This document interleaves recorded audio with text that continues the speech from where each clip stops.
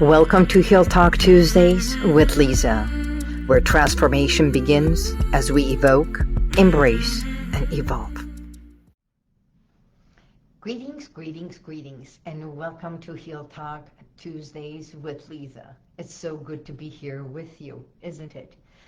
Well, yesterday was Columbus Day, and I didn't even know, because when you're working for yourself and you're not with a company, you completely lose track of certain holidays. So I want to say it was a very special day, even though I missed it, because you know how certain things mean so much, or they become very significant for us. Because Columbus Day, not only it means something for America being discovered and all that by Columbus, but I signed my documentations and everything when I was purchasing my condo many years ago during Columbus weekend. And I purchased my car during Columbus weekend. I opened my office many years ago, 20-something years ago. Yes, I've been practicing for over 20 years during Columbus weekend. So Columbus weekend has always been something that I have either signed a contract or renewed something. And guess what? This week, just a few days ago, I had to renew everything from scratch. You know what? I got robbed. If you have seen my Facebook post and everything, you probably have read that I was taken, not taken physically, but robbed at Trader Joe's in Glendale. And I got distracted by one person, and I believe it was a tag team, and someone else slipped their hand and stole my wallet from my purse in the shopping cart. Okay, so the reason I'm saying that, because I was so upset, not stressed. Well, in a way it was stressed. I was upset, I was stressed. I was actually angry with myself, because it was like, I got fooled by a person. And I usually tell other women, take care of your purse. Don't leave your purse. Close your purse. Close the zipper. And I come from trust versus fear. Everything that I do, I trust. Okay? So, how do you function? Do you come from trust base, or are you in the fear base? Do you function more in the worry, or do you come from trust that everything is working out for you? Because by doing that, this is what happened. I got stressed.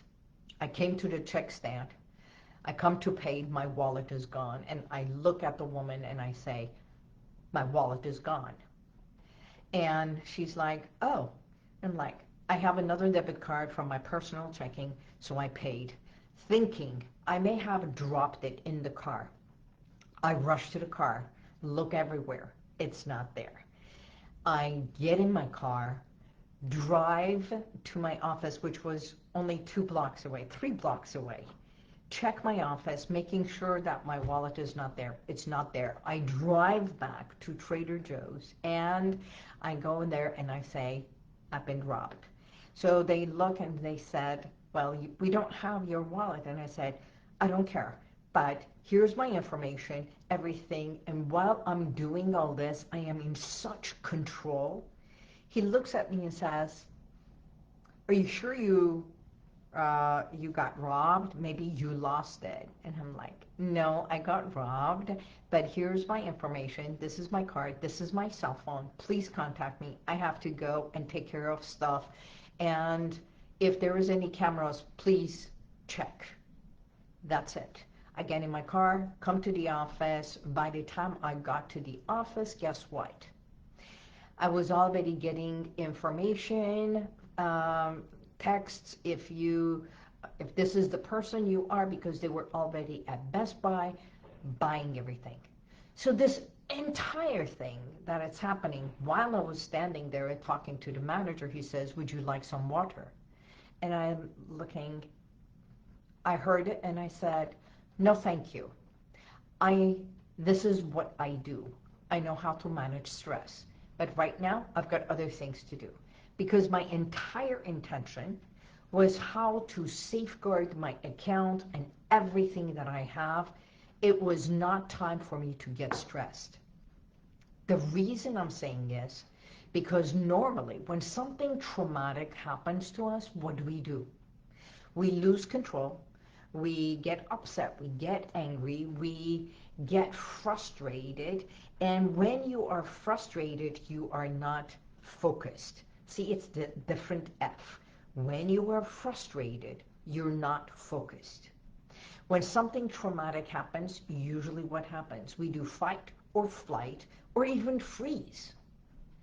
I know for a fact so many go into freeze mode, especially when it's an attack on the body or an accident.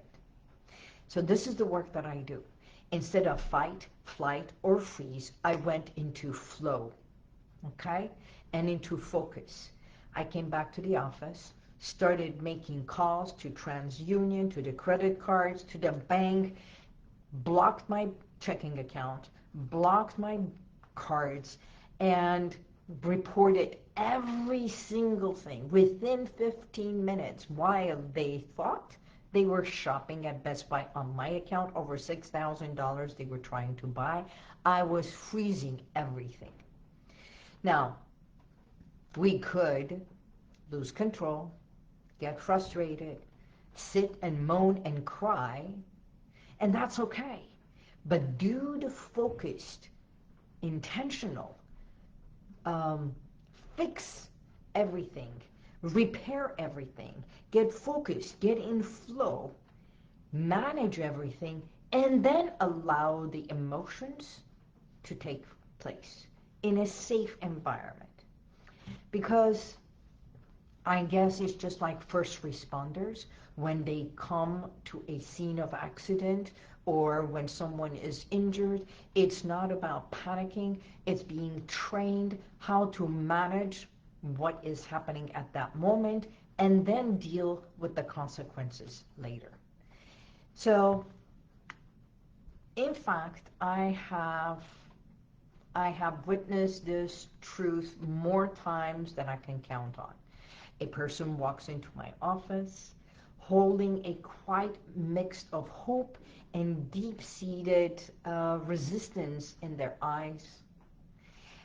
It's as if I want to get better, but there's that resistance in there. I want you to help me, but I don't know if this would work or not. You know, as a clinical hypnotherapist, one of the things that I say is I help you manage your stress. I help you acknowledge what is happening in order for you to be able to manage, okay? Because if you don't understand it, you don't know where the reaction comes, how to manage if you are going into that panic mode. And there is no reason, because panic and anxiety comes when you feel you are not safe.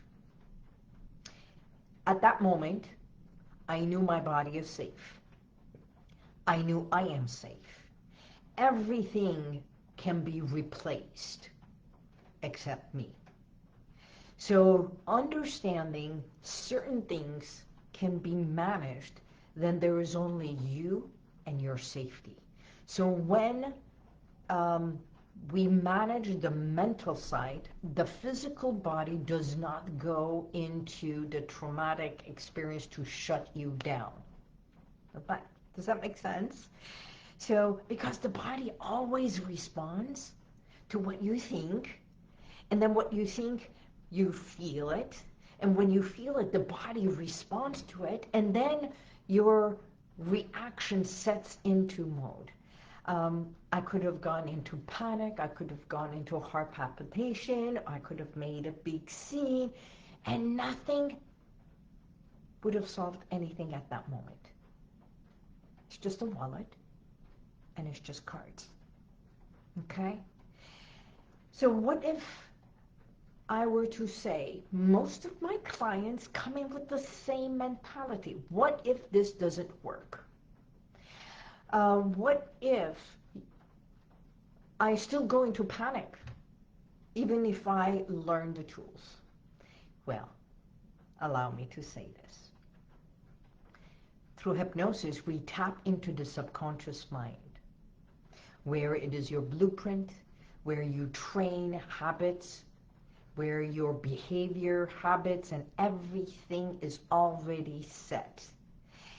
And what I do is help you unravel it and understand how your mindset works. And then we shift it to a healthier way of responding to certain triggers. Okay? Let me give you an example. 20 years ago, many, many years ago, I used to smoke a pack a day. Believe it or not, I was a smoker. So, and after my divorce, I started dancing. And I used to go to a club in Glendale, and I was at that country western club 4 nights a week, dancing for 3 hours, and then shooting pool and playing darts. Okay? And I was so good at pool that this is how it used to be. I know you're going to laugh and you're going to say, really? Yes. And I'm talking about my own vulnerability because I think everything in life is about experiences. So I would dance 3 hours. Yes, drink. And because I used to smoke, so I had cigarette, shoot pool, my beer, my cowboy hat, and of course my cowboy boots and everything. I was like tip-top shape, right? And the country music, which I loved. And in my mindset, I want you to also know, as a smoker, I could not stand the smell of cigarettes. So even though I smoked, I would come in at night and after the club, and I would just literally walk in the door. There was the hallway, and my washer dryer was on the side. I would take off my clothes, put it in the washer dryer, close the lid in order for me not to smell it. So there was, even in my condo, which was a 2-bedroom, no smoking in the bedroom, no smoking in the bathroom, no smoking here. I had rules for smoking, even though I was a smoker. Okay. Now, here's the gist of it. Talking about habits and behaviors. It was ingrained in me that if I am smoking and I have my beer and I am shooting, and I was very good at one time, so I was winning a lot on the table, and I could just clear the table very well. I had my own pool stick. That when I started working as a hypnotherapist and I stopped smoking in order for me to understand what is being a non-smoker, the withdrawals, the mindset, the craving, emotional withdrawal, the physical withdrawal, the mental withdrawal, every aspect of smoking, I have gone through it. That at one point I could not shoot pool. And I stopped going to the club. You know why? Because I was thinking, how can I shoot pool if I don't have my cigarette and the beer? Everything has to be there in place in order for me to win. Do you hear the mindset?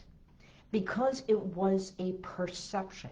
This and this and this have to be in place in order for me to play well and win. I thought, without this, this could not happen. So many of my clients have come and said, without smoking, I can't go to the restroom.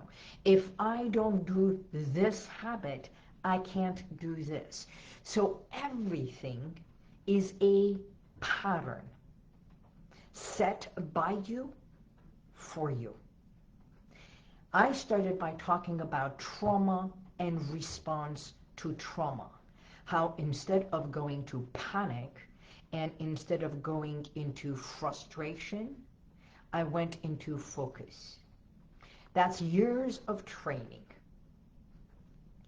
Once you retrain your patterns, your mindset, believe it or not, certain habits, cravings, especially emotional cravings, fade away. And they get replaced with a healthier way. I can go shoot pool nowadays because, for over 3 months, I never set foot in that club thinking, if I go there, I want to play. If I play, I can't win. See, it's like the domino effect. So I refrained from enjoying dance, enjoying pool, enjoying socializing only because of my own mindset. Now that I think about it, how ridiculous it was. But at that time, it made sense. And I want to say to you, often we make decisions. And what you choose, what you decide, it is the right decision at that time. Maybe it doesn't work anymore. Maybe it's not healthy anymore. It's not conducive to your well-being, your joy, your wellness, your health, your wealth anymore. And that's it. That's the key. Anymore. So if I were to ask you, what changes would you like to see within yourself? What changes would you like to make? Would you like to have a better response at times of panic and anxiety? Things that you can control, be more in focus, do the right thing, put everything in place, and then when the emotions come, you're in a safe place and you can deal with it. And have such acute response that you can even manage just like me, root canals with no anesthesia, knowing that if I were to be somewhere, I can have a puff of a cigarette and just remind myself, oh my God, that stink, that smell, it's so bad. It's just like this weekend, I was at Guinea Fest. What an amazing event. Wine and everything. And there was a booth that had cigars. Oh my God, do I love the smell of good cigar. Okay, not cigarettes, because cigarettes stink. They still stink for me. But the smell of a cigar, especially pipe, you hardly find anyone with pipe. But because the smell of pipe reminds me of my uncle and reminds me of a guy I used to date, and I was truly infatuated with him.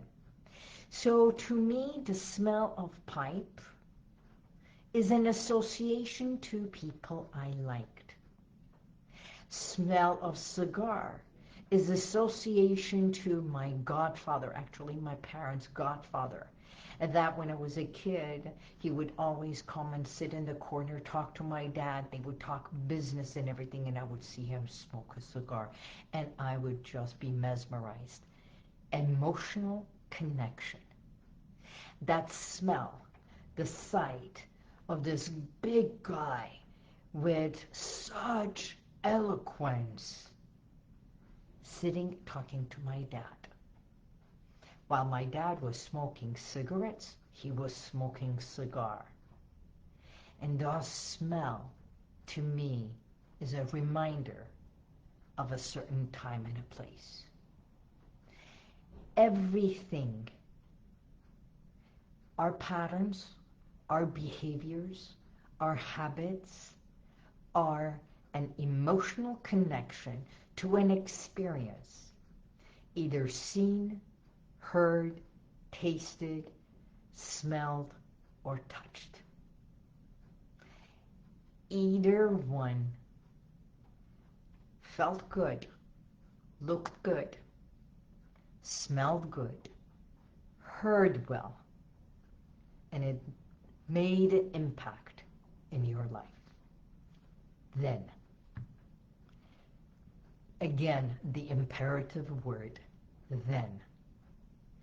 So through hypnotherapy, we tap into the subconscious so you get to understand that experience, recall the image or any of the five senses, and we shift it to a healthier choice for today. Simple, easy. I know I make it very simple, and yet it is. We human beings are so simple. Even our behaviors are so simple, and yet intricate. We make it difficult, you know? Our patterns and habits, every one of us has our own unique way of doing the same thing. So if I can be of help to you, by all means, let me know. Also, my 3E event is coming up November 8th. I would love for you to attend. You know why? Because that is the day that you can have me time to yourself, away from family, work, children, dog sitting, everything. It's your time. Come and learn from our speakers. I'm going to speak. I'm going to do that guided visualization, a little bit of hypnosis. We're going to have that drum that is going to be with the beat of your heart. Tune in. You go places for doing mindfulness or silentness. I'm bringing everything right here to our community. From power speakers about health, menopause, wellness, career, being a CEO in your life, being a CEO in your business, managing your inner confidence, finding that trust within you in order for you to function healthier and better. Plus, we're awarding 4 of exemplary people within our community. Then we're having a celebration, our red carpet, step and repeat, everything happening in one day to literally expand your mind, and your heart becomes full of joy, connections, sisterhood, dance, music, and you walk home as if you've had a full 3-day vacation. Now, wouldn't that be awesome? Go in, sign up, be part of us, the 3eevent.com. I look forward to making a difference in each and everyone's life. And if I can make that one change in one day, I've done my job. I look forward to seeing you or even hearing from you. And if there's anyone that you know that I can be of help, by all means, DM me, message me, let's get on a call. I offer 15-minute free consultation. Let's connect. Until next week, I bid you goodbye, and God bless you. May the universal light surround you always. Be safe. Bye-bye.